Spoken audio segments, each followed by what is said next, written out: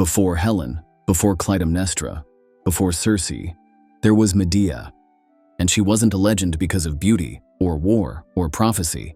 She was remembered because she left no one untouched, not her father, not her brother, not her children, and not the man she gave everything to. This is not a story of innocence lost. It is a story of love weaponized, of loyalty that turns to vengeance, of a woman who gave more than anyone should, and when cast aside, made sure everyone remembered what she was capable of. They call her a witch, a murderer, a monster, and maybe she was all three, but she was also a queen, a daughter of the sun, a woman who chose. And when she was betrayed, when the man she sacrificed everything for tried to throw her away like she was nothing, she didn't beg. She didn't cry. She burned. This is the story of Medea, sorceress of Colchis, killer of kings, and the one woman the gods themselves should have feared. Medea was not born into softness. She was born at the edge of the known world, in Colchis, a kingdom carved out of wild mountains and thick forests, far from the marble halls of Athens or the polished altars of Olympus. To the Greeks, it was a place of mystery and menace. To her, it was home. Her father was King Aeetes, a man known more for cruelty than kindness. Her mother is believed to be Idea, an Oceanid, one of 3,000 daughters of the Titan Oceanus. But it's her lineage through her father that the stories always return to. Because Aeetes was the son of Helios, the sun god, which meant that Medea wasn't just royal, she was divine. She shared ancestry with Circe, the sorceress of myth who turned men into beasts with a whisper. And like Circe, Medea would come to be feared not just for the magic she wielded, but for the way she saw through people, for the way she waited, for the way she chose. She grew up in a palace that looked nothing like the temples of Greece. Her world was filled with herbs that healed and poisoned, incense that could blind the mind or open it. She was trained in pharmakia, old magic, the kind passed from god to daughter, the kind men would later call witchcraft when it no longer served them. But Medea was not reckless. She was quiet, measured, careful with her words. Even as a child, she didn't act until she had all the details. And when she did act, she never acted halfway. The Greeks called her beautiful, but not in the way they described their goddesses, with soft features and golden curls and warmth behind the eyes. No, Medea's beauty was something colder, sharper, the kind you notice and don't forget, even if you can't say why. Her hair was dark, thick, and heavy, falling like a curtain across her back, often tied in braids or bound beneath a foreign headdress. Her eyes were deep-set and piercing, darker than olive, always watching, always weighing. She wasn't the kind of woman who looked through you. She looked into you. Her skin was pale by some accounts, sun-kissed by others. It depended on the teller, and perhaps on the season, but her presence, the way she stood, the way she moved, never changed. She carried herself like someone who knew she didn't belong in any court, but could burn one down if asked. She wore clothing that marked her as different, robes not of Athens or Corinth, but of Colchis, woven in patterns the Greeks didn't understand. Sometimes she wore golden earrings or strange pendants. Sometimes nothing at all. But always, there was something about her that felt untouchable. Medea didn't have the beauty of a bride. She had the beauty of a curse. And when she entered a room, the air changed, not because men wanted her, but because they didn't know if they should run. Before anything else, Medea was intelligent. Not the kind of intelligence that sought praise or position, but the kind that observed, the kind that watched a man speak and saw what he meant, not just what he said. The kind that knew silence could be sharper than any blade. She was cautious, not slow, but deliberate. She didn't act out of impulse, not unless she had already calculated where that impulse might take her. When she loved fully. When she hated, she didn't waste a word. Medea wasn't ruled by emotion, but she knew how to use it. She could beg with her voice, plead with her eyes, whisper comfort with such tenderness that kings forgot what she truly was. And yet, beneath it all, there was a stillness, a coldness. Not because she felt nothing, but because she held it all in, like a sealed jar of poison. To those she loved, she was loyal, fiercely, irrationally loyal. But betrayal changed her. She did not forgive. She did not lash out in a single moment of rage. She waited, she watched, and when she struck, it was precise, devastating, unforgettable. Medea did not scream when she was wronged. She planned, and her plans always came with a cost. She was not soft, she was not kind, she was not cruel without reason. But once you gave her a reason, once you wounded what she had willingly given, there was no version of the story where you walked away. They called her a sorceress, but Medea was never just some woman muttering spells into the wind. She didn't wave her hands and summon fire. Her power was older, stranger, slower. It came from knowledge. She understood the way plants breathed, the way roots tangled beneath the soil like veins beneath skin. She could grind a flower into dust and know whether it would cure, kill, or cloud the mind. She knew how to slow a heartbeat, how to sharpen pain, how to call back the dead, or at least make it feel like they had returned. This wasn't the magic of Olympus. It was pharmakeia, the craft of blood and earth, of whispered ingredients and hidden poisons. And she had learned it from her people, from her gods, and from her own cold patience. She could disguise herself with fog and shadow.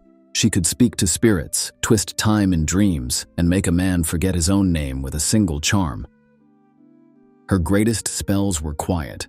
Her greatest weapons were choices. Sometimes she worked in smoke and bone. Other times she worked in silence. But always, her magic came with intention. It was easy to fear her, and that was by design, because Medea understood something few ever do. That fear is the first magic, and belief is the second. And once you believed in her power, you were already in her hands. Jason did not come to Colchis with an army. He came with a ship. The Argo, carved from sacred wood and filled with heroes, Heracles, Orpheus, Castor, and Pollux, men whose names would echo through myth. But it was Jason who led them. Jason who came to take what was never his. The Golden Fleece, a relic guarded by Medea's father, King Aeetes, a treasure bound in divine magic hung from a tree, watched by a sleepless dragon. It was not a prize, it was a test, and Jason came to claim it. He arrived in Colchis like a storm pretending to be a breeze. Handsome, charming, ambitious, the kind of man who smiles while calculating. He stood in Aeetes' court and demanded the fleece, not with force, but with confidence. And then he saw her. Medea. Some say it was love, others say it was the gods. That Aphrodite, at Hera's request, struck Medea's heart to bind her to Jason, because without her, he could never succeed. Maybe that's true, maybe not. What we know is this. She looked at him and something shifted. In her voice, in her face, enough to change the story.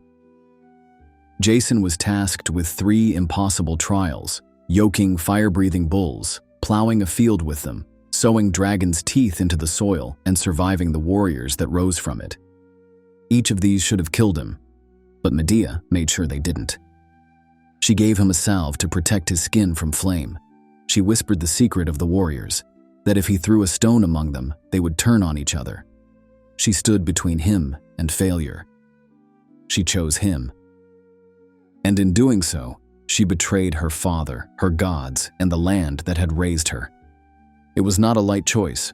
It was not a safe one. But when Medea gave her loyalty, she gave it all. Hey everyone, just a quick intermission here. I wanted to say thank you for watching this video. It really means a lot to me. Did you know that over 80% of you who are watching right now aren't subscribed to the channel? If you've enjoyed this content so far, it would be incredible if you could hit that subscribe button. It's a small gesture, but it really helps the channel grow and ensures that you won't miss any more of our fascinating stories we explore together. Also, if you're feeling generous, please give this video a thumbs up, leave a comment, and share with anyone else who may enjoy it. Your support really does make a difference and keeps the content coming. Thanks again, and let's get back to the story. Once Jason passed the trials, Aeetes hesitated. He had not expected the stranger to survive. He had not expected his daughter to help him. And now that he had, the king spoke of delay, of waiting, of new terms. Jason had faced monsters, but now he faced politics. And Medea saw it. She knew her father well enough to recognize when he was buying time, not to honor a promise, but to prepare for bloodshed. Jason would not leave Colchis alive, not with the fleece, not with his life. So Medea made her second choice. The first had been to help him, the second was to follow him. She led him into the sacred grove where the golden fleece hung like captured sunlight. There, coiled beneath the tree, lay the dragon that never slept. In some stories, Medea sang to it. In others, she drugged it. Either way, it closed its eyes, allowing Jason to take the fleece. But it wasn't enough. King Aeetes gave chase. His ships followed them into the Black Sea, drawing closer by the hour. And that's when Medea made her third choice, one the poets still flinch to tell. Her brother Apsyrtus had come with the fleet. In some versions, she lured him into a trap. In others, he was a child she brought with her, already knowing what would happen. Either way, she killed him, and then she cut him to pieces. Not out of rage, not out of hatred, but to buy time.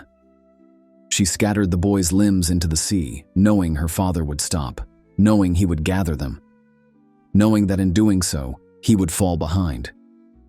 It worked. Jason and the Argonauts escaped, and behind them, the waters closed around the floating remains of Medea's own brother. She never spoke of it again, and Jason never stopped to ask what it had cost her. They reached Iolcus not as fugitives, but as heroes. Jason held the golden fleece. The Argonauts returned alive, and Medea walked beside him, unwelcomed but necessary. The stories didn't sing her name, but they all whispered it.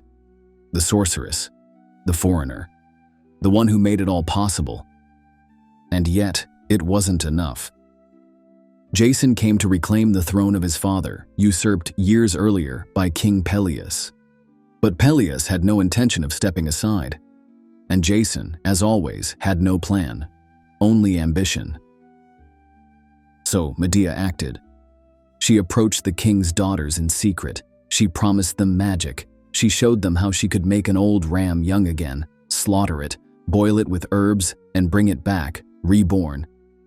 They were amazed, and they begged to learn.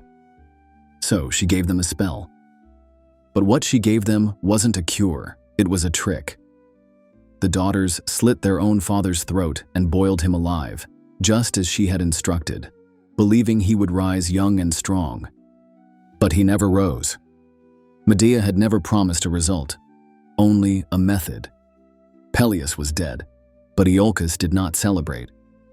Jason had spilled no blood, but the stain was on his hands all the same. And now the people whispered not of glory, but of witchcraft and murder, and a throne won through deception. Jason and Medea were exiled. They fled to Corinth, where they were finally given rest, a home, a place to build something real. There, they had children, sons by most accounts, and for a time, it seemed like the fire had cooled. The woman who had scattered her brother's body across the sea was now a mother, a queen, quiet. But even then, beneath it all, something was changing. Jason grew restless, ambitious, hungry for more than what he had. And Medea, who had already given him her homeland, her family, her future, did not know it yet. But he was about to ask for more. In Corinth, the story could have ended. Jason had his sons, his safety, a foreign bride turned queen. Medea gave him peace and power and silence. No more sorcery, no more blood, no more fleeing in the night. For the first time, they had something close to ordinary. And it wasn't enough. Jason, ever ambitious, began to look beyond their quiet life. He saw the throne of Corinth, ruled by King Creon, guarded by lineage, and he saw an opportunity. The king had a daughter, Glauce, young, beautiful, royal. Jason decided to marry her. He framed it as strategy, as politics, as a way to secure their children's future. He said it was for them, for stability, for the kingdom. And when Medea stared at him, silent, he called her ungrateful, hysterical, dangerous. Medea was not just cast aside, she was erased. No crown, no title, no voice in the court where she once ruled beside him. Jason believed she would leave quietly, that she would bow her head and vanish like an old chapter in a story he no longer wanted to tell. He had seen her power. He had watched her defy kings, kill for love, and summon gods from the sky. But he no longer feared her. He thought time had softened her, that motherhood had made her smaller, that perhaps love had made her weak. He didn't understand that this moment was the final wound, and that every betrayal she had buried, every sacrifice she had never spoken of, every drop of herself she had poured into him, was about to be paid for in full. Medea said nothing.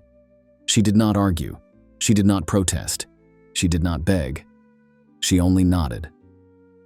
Jason took her silence for defeat. He mistook her stillness for surrender, and Glauce, his blushing bride-to-be, never once considered that the foreign woman cast aside might still be watching. But Medea was always watching. She sent gifts to the palace, silks, gold, and a crown, the kind only a queen could give. Glauce, delighted, placed them on her head, draped them across her shoulders, and then she burned. The dress clung to her skin like fire itself. The crown fused to her scalp. She screamed, but it was too late. The flames consumed her. She fell, her body twisted and blackened. Her father, King Creon, tried to save her, but when he touched her, he too was caught in the blaze. By the time the fire died, Corinth had no princess, no king, only silence. And still, Medea wasn't done. Jason returned to find the city mourning. He went to confront her, furious, grieving, afraid, and that's when she struck the final blow. She had killed Glauce. She had killed Creon. Now, she would kill Jason's future, their children. It doesn't matter how the storytellers try to soften it. Some say she killed them to spare them. Others say she did it to hurt Jason. She took their lives, and then, in the final moment, she disappeared, pulled into the sky by a chariot of dragons sent by her grandfather, the sun god Helios, beyond the reach of kings, gods, or grief. Jason collapsed, alone, empty. He had won the Golden Fleece. He had led the greatest voyage of his age. And still, in the end, he was only a man who underestimated the woman who gave him everything. After the smoke cleared and Jason's world lay in ruin, Medea was nowhere to be found. She had vanished, riding into the sky on a chariot drawn by serpents, gifted by the sun god Helios himself. And from that moment on, her life passed not into silence, but into legend.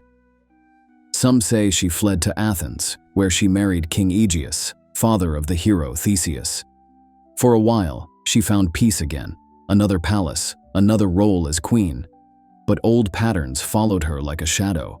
When Theseus returned home and threatened her son's claim to the throne, Medea plotted once more. This time, she failed, banished again. Others say she returned to Colchis, to her father's kingdom, only to find it changed. She had traded her homeland for love, and now she was neither welcomed nor trusted. Even there, she was a stranger. And still others whisper that she never died at all, that she passed into the realm of magic, into the ether where gods and monsters go when stories no longer hold them. That her name, Medea, became a warning, a curse, a word whispered by kings and cowards who feared the wrath of a woman who had nothing left to lose. Her legacy is complicated. To some, she is the monster, the child killer, the sorceress who burned a kingdom for revenge. To others, she is the survivor, the betrayed, the foreign wife used, discarded, and blamed for what followed. But in all versions, she is powerful. She is remembered. And long after the heroes she helped faded into dust, Medea's name endured like a scar across the surface of Greek mythology. Not as a warning, not as a lesson, but as a presence, terrible, beautiful, and unforgettable.